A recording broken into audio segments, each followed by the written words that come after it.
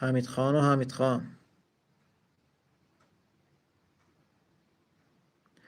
حمید خان گفته بودی حاشیه برام درست میکنم، ولشون کن حمید خان، هر چی میخوان چیز کنن، خودت عشقه.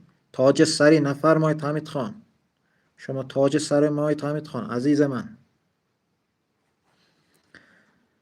لایو بذار حمید خان، مشکلی نیست، لایو بذار، هر چی میخوام بگن، حاشیه هر چی میخوام برات درست کنن، هر چی هم میخوام بگن، شما لایوتون رو بذارید، بچه همه شرکت میکنن، لایواتون هم خوبه. اتفاقا میگم که نه تو لایواتون به کسی توهین میکنید، نه به اصطلاح